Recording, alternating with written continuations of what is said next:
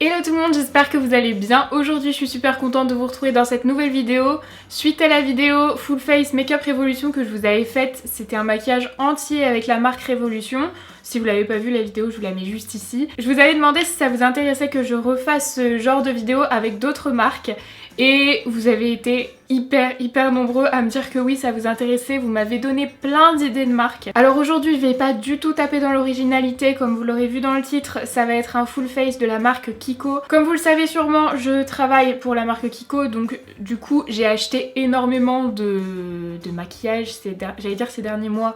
Maintenant, ça se compte en années maintenant que je travaille là-bas. Donc vraiment, j'ai beaucoup de make-up, ce qui fait que j'ai rien eu besoin de racheter. J'ai regroupé tout le maquillage que j'avais de la marque Kiko. Et encore, j'ai regroupé juste ce qu'on pouvait encore retrouver en magasin. Toutes les éditions limitées qu'on peut plus retrouver, je vais pas les inclure dans cette vidéo puisque ça n'a aucun sens si vous pouvez pas racheter les produits. Donc comme je vous le disais aujourd'hui, on va parler de la marque Kiko, mais pour les prochains full face make-up, j'ai envie de me tourner vers des marques que je connais moins. J'ai noté Primark, vous vouliez que je reteste la marque Primark, donc ça j'ai noté, je vais le faire. Pourquoi pas la marque Avril, qui est une marque bio à petit prix. Si vous avez d'autres idées, n'hésitez pas à mettre dans les commentaires. Huda Beauty aussi est beaucoup revenu, et Too Faced aussi, mais Too Faced il faudrait que j'achète l'entièreté des produits puisque j'ai qu'un anti-cerne de la marque, alors que Huda j'en ai déjà plus. Enfin il faut que je regarde, en tout cas n'hésitez pas à me mettre en commentaire toutes les marques que vous avez envie que je fasse en full face make-up. Après évidemment il faut que la marque soit présente sur tous les axes, que ce soit au niveau du teint, des yeux, des lèvres, parce que si elle propose que des produits pour les yeux, ben c'est pas très intéressant d'en faire un full face. J'ai essayé au maximum du maximum de vous mettre des éditions permanentes de Kiko. On commence avec le teint et pour la base, j'ai pas eu trop de choix, j'en ai qu'une de chez Kiko. Donc c'est la base de l'édition limitée Beyond Limits, qui est une base en stick. Je vous ai fait un crash test entier de cette collection, je vous mets juste ici si ça vous intéresse. Et donc c'est une base lissante qui est sous ce format là. Alors je l'ai pas mal utilisée depuis le crash test. Il faut en mettre pas énormément parce qu'elle est assez, pas épaisse, mais on la sent un petit peu sur la peau, donc il en faut pas beaucoup. Elle est assez lissante, je l'aime bien. Après, comme je vous le dis souvent, pour les bases, je vois pas grande différence en fait. Ensuite, en fond de teint, j'en ai deux. J'ai le Liquid Skin que personnellement j'ai dans la teinte N05, Neutral 05. C'est un fond de teint qui a une, j'allais dire, très faible couvrance, mais en même temps c'est ce qu'il promet, c'est un effet seconde peau. Il va venir unifier mais très légèrement, il est pas très couvrant. Perso quand je le porte j'en mets 2 voire 3 couches des fois. C'est pas mon fond de teint préféré, par contre il a un beau fini. Et du coup mon fond de teint préféré dans la marque c'est le Full Coverage 2 en 1. Celui-ci qui a une couvrance je dirais moyenne à forte. Donc moi je l'ai dans la teinte WR10. Alors là c'est une teinte rosée et c'est le numéro 10. Chez Kiko, pour vous expliquer vite fait, vous avez rosé, beige et neutre. Ça c'est vraiment la teinte qui me correspond bien. Le neutre 05 c'est celle qui me correspond bien, mais elle n'existe pas dans ce fond de teint là. Dans les teintes très claires dans ce fond de teint, il n'y a que du rosé. Il y a une teinte encore plus claire que celui-ci. Je pense que la prochaine fois je prendrai le plus clair parce qu'il est un poil foncé, vous allez le voir. Au niveau du format, c'est un fond de teint qui se présente comme ça. Il est 2 en 1 parce qu'il est aussi anti-cerne correcteur.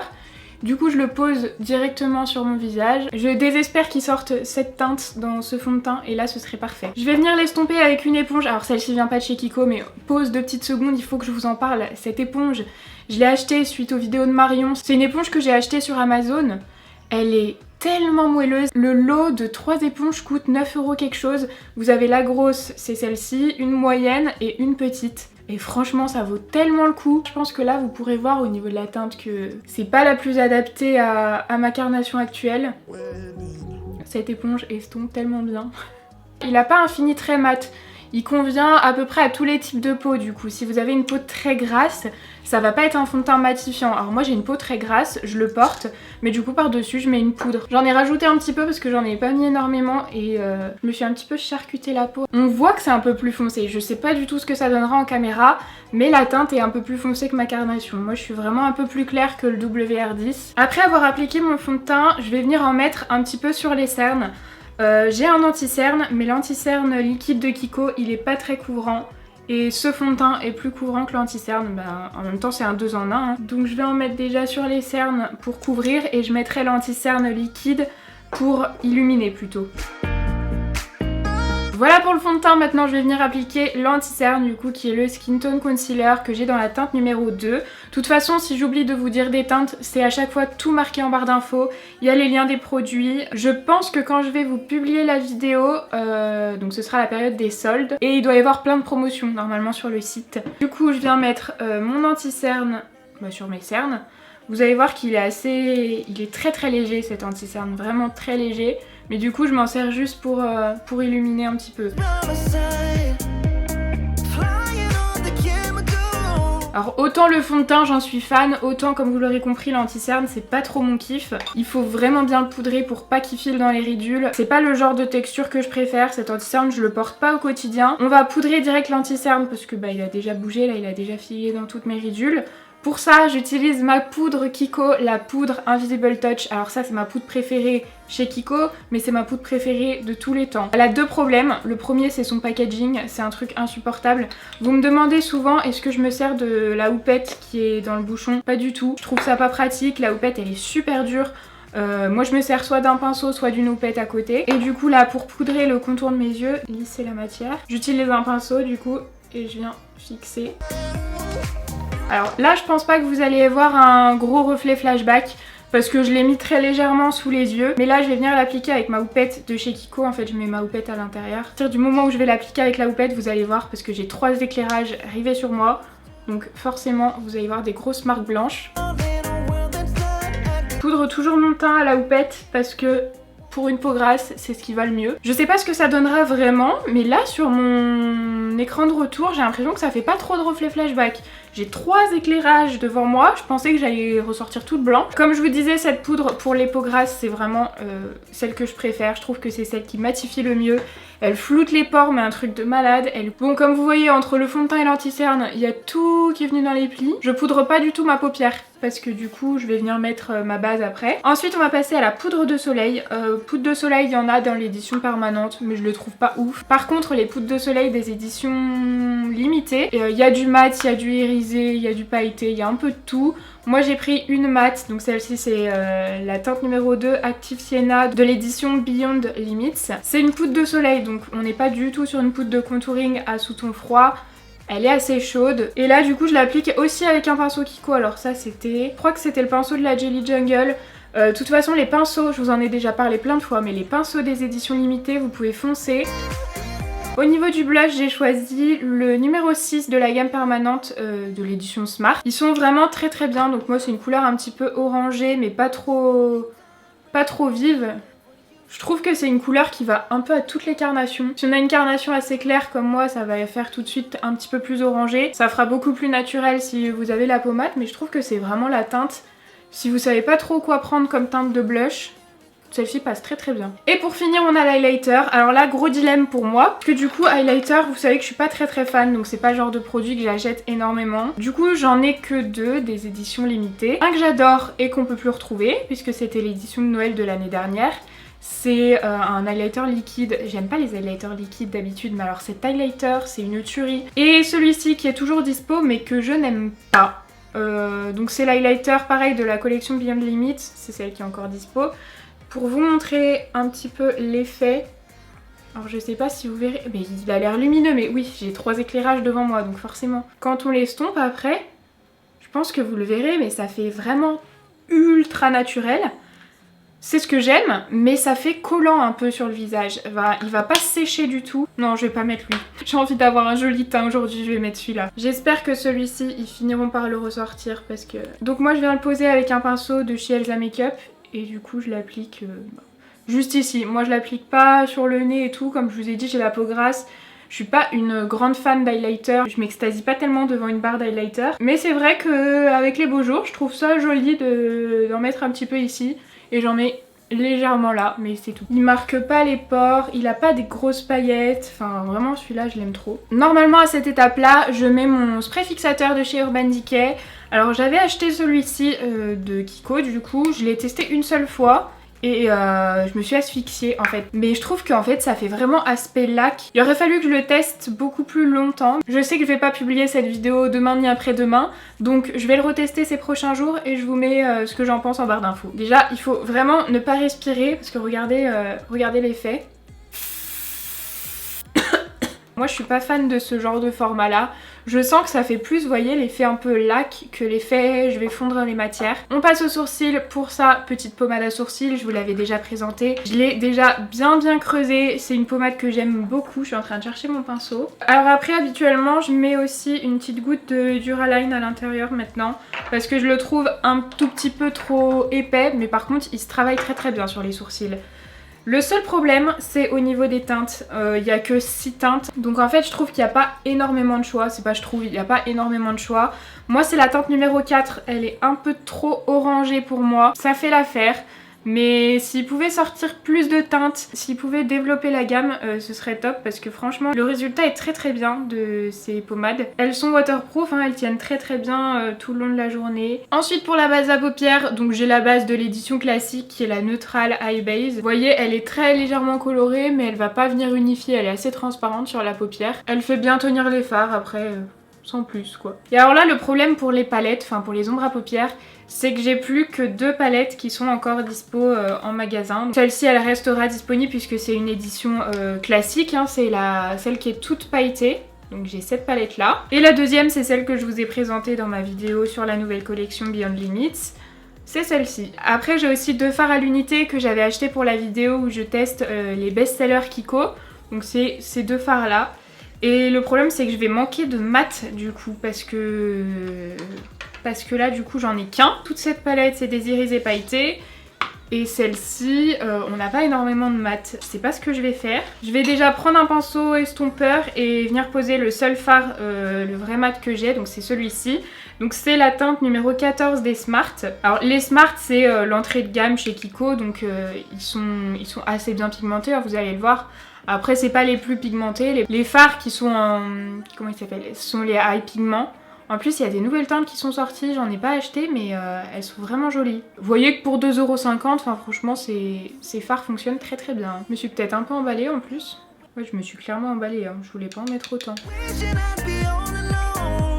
Ah purée mais il a déjà filé dans les plis l'anti-cerne. Je vais essayer de vous montrer. Eh mais pourquoi j'ai pas zoomé? Regardez, je sais pas si vous verrez. Il est poudré hein, mais il a filé dans les plis. Bon, une fois que j'ai fait ça, j'ai envie d'utiliser en fait cette palette là, comme c'est une palette d'une édition permanente. Et surtout l'autre palette, je l'ai déjà testée en vidéo, je sais ce qu'elle vaut, elle est pas ouf. Je vais venir prendre ce fard là, le fard rosé. Et j'ai bien tapoté pour faire tomber l'excédent. Il claque les portes comme je sais pas quoi chez moi. Habituellement j'aurais utilisé un spray fixateur un petit peu humide, je vais essayer avec celui-là mais je crois pas que ça fonctionne trop. Surtout c'est peut-être pas ouf de mettre ça sur la paupière. Je vais pas donner mon avis tout de suite sur cette palette puisque j'ai envie de la retester. J'ai déjà mon avis dessus, mais comme ça fait très longtemps que je l'ai pas utilisée, je voulais la réutiliser avant de vous donner mon avis. Même si j'ai tapoté et mis du spray, il y a des chutes. Une fois que j'ai fait ça, j'ai envie d'utiliser, je sais pas du tout ce que ça va donner, mais ce fard là, parce qu'il est magnifique ce fard, mais il est magnifique en swatch et je crois que je l'ai jamais testé sur moi. Et je vais venir le mettre en coin externe. Il y a quelques petites chutes. Il est gris anthracite mais il a des paillettes bleues qui sont trop belles. Et j'aimerais bien qu'elles se transfèrent aussi. Je vais mettre mon spray. Ah oui, avec le spray ça fonctionne. Je continue de poser mon truc avec le pinceau plat. J'essayerai d'estomper après. Les reflets de ce fard, enfin les paillettes de ce fard sont super jolies. Et malgré le fait que je tapote et tout, j'ai des chutes. Bon, je vais essayer d'estomper, je vais m'aider d'un fard, un de ces fards là, parce que j'ai pas de fard de transition et ça va être trop galère. Je vais essayer de prendre celui-ci. C'est possible que ça foire tout. Je sais pas si vous pourrez voir, mais voyez, bah là il y a le fard que j'ai mis, puis il y a un trou en dessous parce que du coup ça a enlevé le fard celui-ci. Et du coup ça l'a enlevé et ça l'a déplacé en chute en dessous des yeux. C'est ce que je pensais de base, du coup je vais venir en rajouter par-dessus. La palette de fard pailleté, c'est plus une palette à utiliser déjà avec un spray fixateur et à mettre par-dessus un maquillage. C'est plus pas des top coats mais si à utiliser un petit peu comme des top coats parce que sinon c'est très dur à travailler je trouve. Je vais vider mon spray fixateur dans mes fards à paupières. Donc du coup je vais essayer d'en déposer un tout petit peu en ras de cils inférieur. En coin externe. Oh là là, les chutes que j'ai, c'est un truc de malade. J'en ai plein en dessous, je sais pas si vous verrez. Je finis quand même par avoir des marques de paillettes sur mon teint, donc je suis un peu deg. Je vais m'arrêter là pour le maquillage des yeux, c'est pas ouf, c'est vraiment pas ouf. Ah non, je vais pas m'arrêter là. Je vais venir prendre mon liner pailleté, celui-ci que j'adore. C'est la teinte numéro 1. Et je vais venir le mettre par-dessus ce fard. Au moins ça apportera un petit peu plus de paillettes. Je sais pas si vous verrez l'effet de ce liner, mais je l'aime trop. Bon, j'ai l'impression que vous verrez pas trop ce que moi je vois, mais ça a sauvé le make-up de faire ça. Je vais venir mettre mon liner noir, donc c'est le Précision. Si je lève pas trop les yeux, c'est pour attendre que ça sèche. C'est mon liner préféré de chez Kiko, il est vraiment très bien. C'est un liquide, habituellement moi je préfère les liners feutres. Mais le feutre Kiko, je suis pas fan. Je trouve déjà qu'il sèche vite et que la pointe est très dure. Celui-ci, c'est un liner qui s'applique très facilement. Quand on parle pas en même temps évidemment. Il sèche complètement mat. Encore une fois, je sais pas ce que ça va donner en caméra, mais ce liner pailleté a encore une fois tout sauvé. C'est plus aussi moche, je trouve. Je sais pas si vous avez vu dans mes dernières vidéos, je vous avais dit que je voulais racheter des crayons colorés parce que j'en avais pas. Et j'ai fait un petit stock chez Kiko, du coup j'en ai acheté pas mal. Je voulais en mettre un aujourd'hui, mais du coup je sais pas trop quoi mettre. J'ai pris du bleu, j'ai pris beaucoup de vert alors que j'aime pas le vert, j'ai pris 3 verts, je sais pas pourquoi. Et le rose, mais je sens que le rose ça va faire un peu, avec ce maquillage un peu moche, ça va faire un peu bizarre, non? Mais j'ai envie d'essayer. Du coup c'est le Lasting Précision dans la teinte numéro 3, c'est des crayons qui tiennent extrêmement bien en ras de cils supérieur. Ça marque pas de ouf hein. Hier j'ai testé ces deux là, attendez je vais vous montrer, j'ai fait un maquillage bleu. Je voulais mettre celui-ci, il marquait pas de ouf, j'étais un peu déçue dans la muqueuse alors que je les ai déjà testés sur la paupière, ça marquait bien. Et celui-ci, je l'ai cassé sans faire exprès en l'ouvrant. Et alors il marque mais un truc de malade. Dans la muqueuse j'ai juste eu un coup à faire et il a marqué de ouf. Alors je sais pas s'il faut tous les détruire avant de les utiliser. Bah vous savez quoi, je vais essayer, je vais le détruire. Je vais le mettre à ras, il a quasiment plus de bout. Et on va tester. J'ai l'impression que ça marche beaucoup mieux. Ok, ça marche beaucoup mieux. Par contre le résultat, c'est un peu ce à quoi je m'attendais. Il faut que je fasse un ras de cils plus foncé pour que ce soit pas horrible. Chose que je vais faire avec la rangée de mat qui est ici, puisque j'ai pas trop le choix. Et je vais mettre un fard en coin interne, un fard très lumineux, du coup je vais prendre le blanc. Pareil, très poudreux, je mets mon spray pour éviter les chutes. Avec le spray ça fait un rendu pas mal. Bon allez c'est bon pour les yeux. Ah bah non le mascara. Je voulais vous parler d'un mascara. Alors c'est un mascara que j'avais en stock, donc là je vais en rouvrir un pour vous montrer. C'était l'édition limitée Dark Treasure, j'en avais fait un stock, il m'en reste plusieurs encore. Tout simplement, alors ça c'est une édition que vous pouvez plus retrouver depuis presque un an. Mais pourquoi je vous en parle aujourd'hui? Parce que le mascara est sorti en édition permanente. Un mascara avec une toute petite brosse. C'était le mascara qui était le plus demandé, mais le problème c'est qu'à chaque fois il sortait en édition limitée. Ça y est, il est sorti en édition permanente. Vraiment, il a un super beau résultat. Le seul problème c'est qu'il est pas en waterproof, mais après c'est un problème pour moi. Sa petite brosse là elle paye pas de mine, mais le résultat que ça fait, alors ça fait plutôt un résultat cil à cil, c'est pas un volume de dingue, mais ça fait séparation, longueur, ça fait quand même un peu de volume. Ça fait pas que de la longueur. Enfin vraiment ce mascara il est top. Et franchement si vous l'avez jamais essayé je vous conseille de le faire. Je sais pas si on verra l'effet. Moi je suis complètement fan. Là je le redécouvre un peu aujourd'hui parce que ça faisait des mois et des mois que je l'avais pas utilisé. On peut faire cils du haut et cils du bas avec, donc ça c'est trop cool. Moi j'attends le jour où il va sortir en waterproof en fait, pour que je puisse me les recourber au recourbe-cils et ensuite fixer la courbure. Là pour moi c'est tout ce qui me manque. Voilà pour le make-up du jour. Je vais juste venir mettre un petit peu de crayon noir dans la muqueuse. Ensuite j'ai pris des rouges à lèvres des éditions permanentes, j'en ai pas mal. Je vais vous parler très rapidement des gammes. Gossamer c'est ceux qui sont comme ça, donc là c'est un très foncé que j'ai, 129. Et du coup, vous voyez, il donne ça. Là, c'est un fini assez brillant, c'est du longue tenue mais très confortable. Après la longue tenue, on n'est pas non plus sur du mat sans transfert. Ensuite, on a les Velvet, comme celui-ci. Là, c'est le 311, donc qui est un rouge un petit peu orangé, c'est celui-ci. Ça, c'est du mat qui reste très confortable.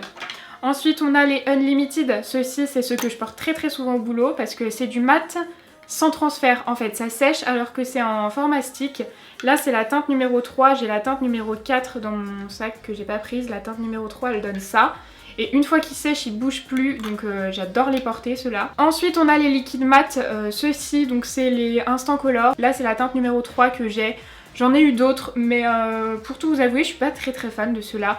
Déjà, je trouve qu'ils colorent les lèvres d'une autre couleur. Par exemple, celui-là, il colore mes lèvres en rose. Et je suis pas très fan. Et après, on a ceux-ci. Alors, je les aime bien, ceux-ci. C'est ceux que je mets souvent. C'est pas les meilleurs liquides mat, mais par contre, ils font très très bien l'affaire. Là, vous avez le liquide mat et vous pouvez rajouter ce côté-là. Ça donne un aspect un petit peu plus brillant. Je vais mettre celui-ci, donc c'est le 121 pour vous montrer un petit peu le rendu. J'en mets une assez fine couche parce qu'ils sont pas extrêmement opaques, du coup si j'en mets une fine couche c'est un petit peu plus clair. Là je sens qu'ils commencent à sécher. Alors ceux-ci ils tiennent très bien. Par contre le petit souci qui fait que pour moi c'est pas les meilleurs, c'est que là je vais pas le faire, mais si je colle mes lèvres ça colle un petit peu justement. Là je le fais pas parce que si je le fais actuellement avant que ça ait fini de sécher, la matière du haut va transférer en bas et il va manquer de la matière. Bon voilà, j'espère que la vidéo vous aura plu. J'attends tous vos retours en commentaire pour savoir quelles autres marques vous avez envie que j'aborde dans ce type de vidéo. N'oubliez pas de me laisser un petit pouce en l'air si du coup vous avez aimé la vidéo et de vous abonner à la chaîne si ce n'est pas encore fait. En attendant, je vous fais de très gros bisous et je vous dis à samedi. Bye!